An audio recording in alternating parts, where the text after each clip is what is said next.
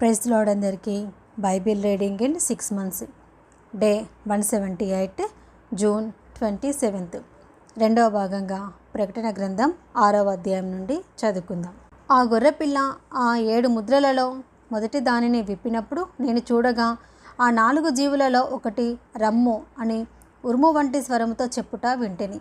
మరియు నేను చూడగా ఇదిగో ఒక తెల్లని గుర్రము కనబడెను. దాని మీద ఒకడు విల్లు పట్టుకొని కూర్చుండి ఉండెను. అతనికి ఒక కిరీటం ఇయ్యబడెను. అతడు జయించుటకు బయలు వెళ్ళెను. ఆయన రెండవ ముద్రను విప్పినప్పుడు రమ్ము అని రెండవ జీవి చెప్పుట వింటిని. అప్పుడు ఎర్రనిదైన వేరొక గుర్రము బయలు వెళ్ళెను. మనుషులు ఒకరినొకడు చంపుకొనున్నట్లు భూలోకంలో సమాధానం లేకుండా చేయుటకు ఆ గుర్రము మీద కూర్చున్న వానికి అధికారం ఇయ్యబడెను. మరియు అతనికి ఒక పెద్ద ఖడ్గం ఇయ్యబడెను. ఆయన మూడవ ముద్రను విప్పినప్పుడు రమ్ము అని మూడవ జీవి చెప్పుట వింటిని. నేను చూడగా ఇదిగో ఒక నల్లని గుర్రము కనబడెను. దాని మీద ఒకడు త్రాసు చేత పట్టుకొని కూర్చుండి ఉండెను. మరియు దేనారమునకు 1 సేరు గోధుమలనియు దేనారమునకు 3 సేర్ల యవలనియు నూనెను ద్రాక్షారసంను పాడు చేయవద్దనియు ఆ 4 జీవుల మధ్య ఒక స్వరము పలికినట్టు నాకు వినబడెను. ఆయన 4వ ముద్రను విప్పినప్పుడు రమ్ము అని 4వ జీవి చెప్పుట వింటిని. అప్పుడు నేను చూడగా ఇదిగో పాండూర వర్ణము గల ఒక గుర్రము నాకు కనబడెను. దాని మీద కూర్చున్న వాని పేరు మృత్యువు.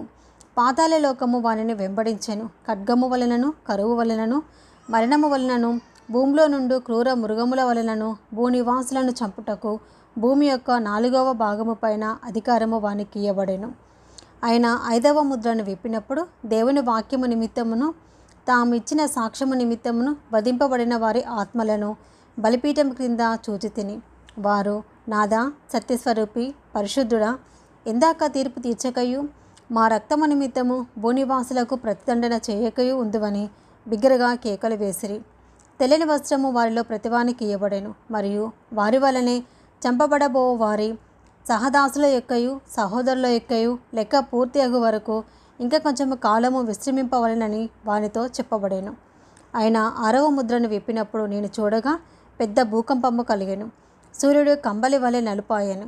చంద్రబింబం అంతయు రక్తవర్ణమాయెను. పెద్ద గాలి చేత ఊగులాడు అంజూరపు చెట్టు నుండి ఆ కాలపు కాయలు రాలినట్లు ఆకాశ నక్షత్రము భూమి మీద రాలెను. మరియు ఆకాశమండలము చుట్టబడిన గ్రంథము వలనే తొలగిపోయాను. ప్రతి కొండయు ప్రతి ద్వీపమును వాటి వాటి స్థానములు తప్పెను. భూరాజులను గనులను సహస్రాధిపతులను ధనికులను బలిష్ఠులను ప్రతి దాసుడును ప్రతి స్వతంత్రుడును కొండగుహలలోను బండసందులలోను దాగుకొని సింహాసనాసీనుడై ఉన్నవాని యొక్కయు గొర్రెపిల్ల యొక్కయు ఉగ్రత మహాదినము వచ్చెను. దానికి తాళజాలిన వాడెవడు? మీరు మా మీద పడి ఆయన సన్నిధికిని గొర్రెపిల్ల ఉగ్రతకును మమ్మను మరుగు చేయుడి అని పర్వతములతోనూ బండలతోనూ చెప్పుచున్నారు. 7వ అధ్యాయము.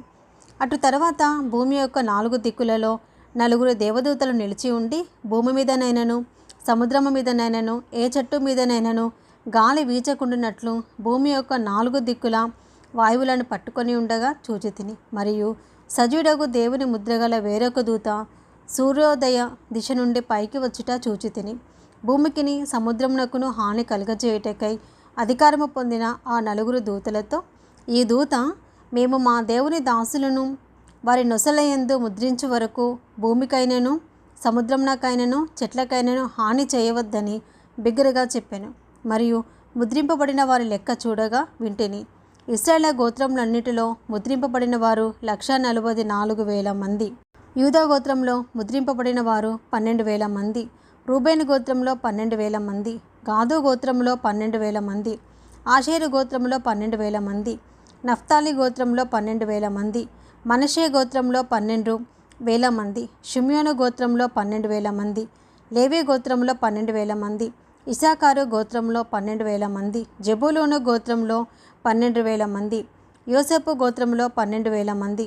బెన్యామీను గోత్రంలో 12,000 మంది ముద్రింపబడిరి. అటు తర్వాత నేను చూడగా ఇదిగో ప్రతి జనములో నుండి ప్రతి వంశంలో నుండి ప్రజల నుండి ఆయా భాషలో మాట్లాడే వారిలో నుండి వచ్చి ఎవడనూ లెక్కింపజాలని ఒక గొప్ప సమూహము కనబడెను. వారు తెల్లని వస్త్రములు ధరించుకున్న వారై ఖర్జూరపు మట్టలు చేత పట్టుకొని సింహాసనం ఎదుటను గొర్రెపిల్ల ఎదుటను నిలబడి సింహాసనాసీనుడైన మా దేవునికిని గొర్రెపిల్లకును మా రక్షణకై స్తోత్రమని మహాశబ్దంతో ఎలుగెత్తి చెప్పరి. దేవదూతలందరూ సింహాసనం చుట్టూను పెద్దల చుట్టూను ఆ 4 జీవుల చుట్టూను నిలబడి ఉండిరి. వారు సింహాసనం ఎదుట సాష్టాంగపడి ఆమెన్, యుగయుగముల వరకు మా దేవునికి స్తోత్రమును మహిమయు జ్ఞానమును కృతజ్ఞతాస్తుతియు ఘనతయు శక్తియు బలమును కలుగునుగాక అని చెప్పుచు దేవునికి నమస్కారం చేసిరి. ఆమెన్. పెద్దలలో ఒకడు తెల్లని వస్త్రములు ధరించుకొని ఉన్న వీరెవరు, ఎక్కడి నుండి వచ్చిరని నన్ను అడిగాను. అందుకు నేను, అయ్యా నీకే తెలియననగా అతడు ఇలాగు నాతో చెప్పాను, వీరు మహాశ్రమల నుండి వచ్చిన వారు. గొర్రెపిల్ల రక్తంలో తమ వస్త్రములను ఉతుకుకొని వాటిని తెలుపు చేసుకొనిరి. అందువలన వారు దేవుని సింహాసనం ఎదుట ఉండి రాత్రింబగళ్ళు ఆయన ఆలయంలో ఆయనను సేవించుచున్నారు. సింహాసనాసీనుడైన వాడు తానే తన గుడారము వారి మీద కప్పును. వారికి ఇక మీదట ఆకలి అయినను దాహమైనను ఉండదు. సూర్యుని ఎండ అయినను ఏ వడగాలి అయినను వారికి తగలదు. ఏలయనగా సింహాసన మధ్యమందుండు గొర్రెపిల్ల వారికి కాపరి అయి జీవజలముల బుగ్గల యొద్దకు వారిని నడిపించును. దేవుడు వారి కనుల నుండి ప్రతి బాష్పబిందువును తుడిచివేయును. ప్రకటన గ్రంథం 8వ అధ్యాయము. ఆయన 7వ ముద్రను విప్పినప్పుడు పరలోకమందు ఇంచుమించు అరగంట సేపు నిశ్శబ్దముగా ఉండెను. అంతటా నేను దేవుని ఎదుట నిలుచు 7 దూతలను చూచి తిని. వారికి 7 బూరలు ఇయ్యబడెను. మరియు సువర్ణ ధూపార్తి చేత పట్టుకొని ఉన్న వేరొక దూత వచ్చి బలిపీఠం ఎదుట నిలువగా, సింహాసనం ఎదుటనున్న సువర్ణ బలిపీఠము పైన పరిశుద్ధులందరి ప్రార్థనలతో కలుపుటకై అతనికి బహుధూపద్రవ్యములు ఇయ్యబడెను. అప్పుడు ఆ ధూపద్రవ్యముల పొగ పరిశుద్ధుల ప్రార్థనలతో కలిసి దూత చేతిలో నుండి పైకి లేచి దేవుని సన్నిధిని చేరెను. ఆ దూత ధూపార్తిని తీసుకొని బలిపీఠం పైనున్న నిప్పులతో దానిని నింపి భూమి మీద పడవేయగా ఉరుములు ధ్వనులు మెరుపులు భూకంపములు కలిగెను. అంతటా 7 బూరలు పట్టుకొని ఉన్న ఆ 7 దూతలు ఊదుటకు సిద్ధపడిరి. మొదటి దూత బూర ఊదినప్పుడు రక్తంతో మిళితమైన వడగండ్లును అగ్నియు పుట్టి భూమిపైన పడవేయబడెను. అందువలన భూమిలో 3వ భాగము కాలిపోయెను, చెట్లలో 3వ భాగము కాలిపోయెను, పచ్చగడ్డి అంతయు కాలిపోయెను. 2వ దూత బూర ఊదినప్పుడు అగ్ని చేత మండుచున్న పెద్ద కొండ వంటిది ఒకటి సముద్రంలో పడవేయబడెను. అందువలన సముద్రంలో 3వ భాగము రక్తమయమైను. సముద్రంలోని ప్రాణం గల జంతువులలో 3వ భాగము చచ్చెను. ఓడలలో 3వ భాగము నాశనమాయెను. 3వ దూత బూర ఊదినప్పుడు దివిటీల వలె మండుచున్న ఒక పెద్ద నక్షత్రము ఆకాశం నుండి రాలినందున 3వ భాగము మీదను నీటి బుగ్గల మీదను పడెను. ఆ నక్షత్రము మాచిపత్రి అని పేరు. అందువలన నీళ్లలో 3వ భాగము మాచిపత్రి ఆయను. నీళ్లు చేదైపోయినందున వాటి వలన మనుషులలో అనేకులు చచ్చిరి. 4వ దూత బూర ఊదినప్పుడు సూర్యచంద్ర నక్షత్రములలో 3వ భాగము చీకటి కమ్మునట్లును, పగటిలో 3వ భాగమున సూర్యుడు ప్రకాశింపకుండునట్లును, రాత్రిలో 3వ భాగమున చంద్ర నక్షత్రములు ప్రకాశింపకుండునట్లును వాటిలో 3వ భాగము కొట్టబడెను.